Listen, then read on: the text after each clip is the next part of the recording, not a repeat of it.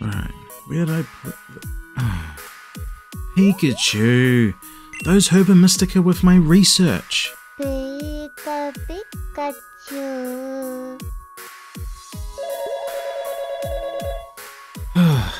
There's a lot happening and it's only 7 AM. Hello? Good morning, Professor. It's Dusty Go-Goat. Hey, Dusty! Right now, I'm in Paldea, and I need to talk to you pronto. I think I just discovered more evidence that's related to Terastallisation. Seems to be the morning for puzzling Paldean predicaments. Pikachu, stop moving or you'll knock more things over. It'll wear off eventually. Pikachu. Right now, I'm on my way back from Area 0. I saw this epic reflection of a terrifying Pokemon. It was like nothing I've ever seen in Paldea. Could this be a new type of Terraform? Terraforms are great, but there is evidence from existing phenomena that make me believe that terrestrial Pokemon aren't currently accessing their full potential. Wow, I've never read anything like this at the Academy. Are you saying some Pokemon could achieve 2 Terra types? Would this cause a new form entirely? You're jumping ahead somewhat. Let me explain these thoughts from the beginning. Let's begin with Totem Pokemon. Totem Pokemon are found in the far-off islands of Alola. They're larger and more powerful than other Pokemon of their species, and there's only one per island. These special Pokemon are often considered the guardians of their island, and they're known for their strength and ferocity in battle. Even the island kahunas work alongside them in protecting the islands. Of course, I've always assumed the Totem Pokemon gather their power from the same sources as Z crystals. Does anyone else know about this? Professor Kukui shared some of Aether Paradise's research with me, where they believe that the energy bestowed on these Totem Pokemon is the same energy emitted from Ultra Wormholes and from the legendary Necrozma itself. This energy is labelled Z-Power, and it's the same energy that surrounds a trainer and its Pokemon when using a Z-move. This wouldn't be that surprising, as the Z-Ring is refined from a sparkling stone, believed to be a broken piece of Necrozma. A similar phenomenon occurred in Galar on my last trip. There they have experienced Dynamaxing, where a Pokemon is flooded with so much power it distorts space around it and grows to immense proportions. Professor Magnolia and Sonya's research on this was quite fascinating. To initiate this, you needed to be at a place known as a power spot, and secondly, you needed a Dynamax band. Items known as wishing stars are used in the construction of Dynamax bands, and these stars are believed to have been broken pieces of the legendary Pokemon Eternatus. The energy of Eternatus also fills the power spots, and when they are combined, Dynamaxing can occur. But some Pokemon also get new forms during Dynamaxing, correct?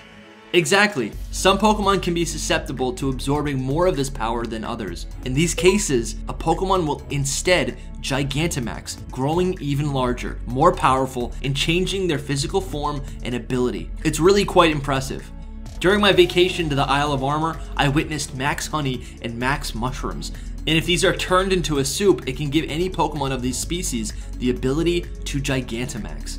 It's really cool that we're discovering non-crystalline items are also capable of absorbing legendary Pokemon power.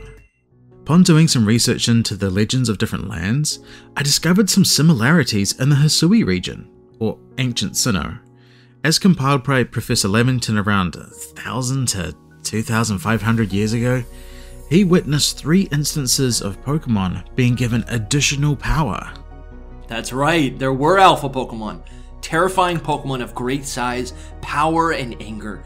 They roamed the land, leaving a wake of destruction. It was believed that alpha Pokemon were created inadvertently by the legendary Pokemon Giratina. As it travels between dimensions, opening space-time rifts, the overflow energy arced like lightning across the region, striking Pokemon and turning them into enraged alphas. Not only that, but the other instances Lavender recorded were more of a 2-part set. They were Noble Pokemon and Ride Pokemon. With 5 in each set, this group of 10 were deemed worthy by Arceus for a special blessing. Noble Pokemon act as physical protectors of their areas, where Ride Pokemon were blessed in order to aid humans with traversing the landscape, but that only aid those they deemed worthy. Each of these Pokemon grew larger and stronger than others of their species, often larger than their alpha Pokemon counterparts, and they were impossible to catch. On top of this, Lamington didn't even see the original 10 blessed Pokemon. but these were the descendants of the original 10 whom the Diamond and Pearl clans worked with and cared for. The most recent events, however, bring us to the particular interest you have in Paldea. Jacques was kind enough to send me some of Professor Sada and Turo's research on the Paldean phenomenon known as Titan Pokemon, and also some notes about the Terastal Phenomenon.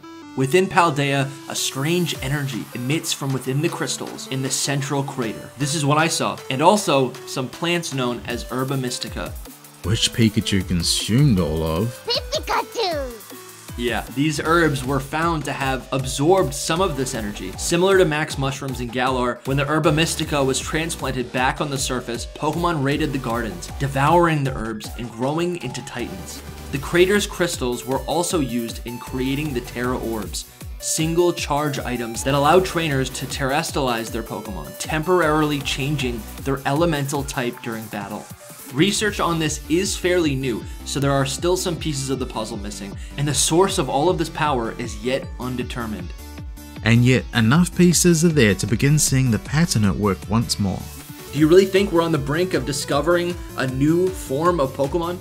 If we break down these other scenarios, you'll begin to see. From ancient Hisui, it's clear that Pokemon with immense power, such as legendary Pokemon, can gift their power to other Pokemon either on purpose or by accident. And from our modern examples, we can see some common patterns. Necrozma's power granted different abilities. Some made Totem Pokemon large and strong, others provided trainers with the ability to utilize Z moves, powering up their Pokemon's attack. Using Z moves required two parts: the Z Crystal, containing Necrozma's type empowering energy, and a Z Ring, which I call the trigger, made from a piece of Necrozma itself. In Galar, we find these two instances again, however not quite as portable. To Dynamax, one must be in a raid den, also called a power spot, which is coated in crystals brimming with Eternatus's power. That corresponds to Alola's Z Crystal, the item holding the innate power. Next is the trigger, the Dynamax band, made from a wishing star, which, like the Z-Ring, is made from a piece of a legendary Pokemon. This time, it's Eternatus. So what's wrong with the Terra phenomenon of Paldea? To terastallize, the crystals in the crater hold the innate power. These were used to create the Terra Orbs, but unlike a Z Crystal which can be used every battle, Terra Orbs only hold enough power for one use before they need to be recharged, except when in Area 0. Here, they automatically recharge after every battle when in proximity to those original crystals. I believe the Terra Orbs of Paldea to be inferior to Z-Rings and Dynamax bands for one sole reason: they are lacking the proper trigger. The piece of the legendary Pokemon who imbued those crystals with its energy. That's right, Terra Orbs are like fabricating a Z-Ring from a Z Crystal rather than a sparkling stone of Necrozma. Those Terra Orbs are actually diluting the power of the Terra Phenomenon. The text found within Area 0 linking to this phenomenon reads like so. We've determined that this energy crystallization is linked to the being we call Blank. Interlocking hexagonal plates that comprise Blank's shell must somehow cause this phenomenon, which I've dubbed terastallizing. The Area 0 crystals have been exposed to and hold this Pokemon's power, and its hexagonal plates are the trigger. I don't believe the Terastal Phenomenon will be fully realized until a Terra Orb is created using one of the hexagonal plates from this mysterious Pokemon of legend. Dear Arceus, this would be incredible. The sheer power that this could unleash, and it opens up so many possibilities. Could this unlock new forms for particular Pokemon? I've been running some simulations over the last couple of days, analysing the existing energy data and trying to simulate what a full power Terra could be, which I'm calling TERAMAX Forms. Let me show you some of the results. This first one is TERAMAX Scovillain, a ghost and ice type. With this form of Scovillain, it lost all life and heat. A third head emerged and puppeteers the two lifeless heads to launch frigid blasts. TERAMAX Scovillain. This is it, Professor. This is the Pokemon I saw in Area 0. It seems that in this new form, Scovillain grows so large and with its third head that it is forced to hunch over, and that tail looks sharp. A very chilly pepper, but as spicy as a ghost pepper. The next is TERAMAX Baxcalibur, a normal and steel type. Baxcalibur wields its dual axe arms with amazing precision and military-like attacks. It will often hunt down powerful Pokemon to fight in duels. A Baxcalibur more confident than ever. Its newfound typing can protect it from common fairy weaknesses, and with a thick skull resembling a helmet and new blades on its forearms, this Pokemon would be a tough rival for even King Gambit. The last simulation is TERAMAX Dunsparce, a bug and dragon type.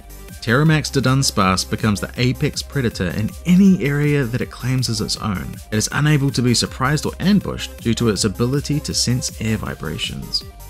It seems Dunsparce has achieved its final form, donning a winged crown, powerful wings to roam the skies of Paldea, and a powerful stinger that can inject enough venom to sedate a Dondozo. I'm definitely going to call this a fourth segment to Dunsparce. Terastal power is still quite new, but as more research is done, and if we can get to the true source of its power, TERAMAX Pokemon may exist yet. I gotta tell my friend in Johto about this. I'm so glad I called you Professor. I knew I wasn't crazy in that cave. Today's been great. I'm so thrilled at the potential that TERAMAX could provide. Thanks for giving me a call today, Dusty. It's been great discussing this with you. I hope you don't mind me recording this for my research vlog. Not at all. I'm actually recording you too, Professor. Those listening online, share your thoughts on this theory and TERAMAX Pokemon in the comments. Subscribe to join me on another research video, and check out Dusty Go-Goat's channel in the description below. Until next time, have an amazing Pokemon journey. Pikachu! I guess I need to build that extra wing of the lab sooner rather than later.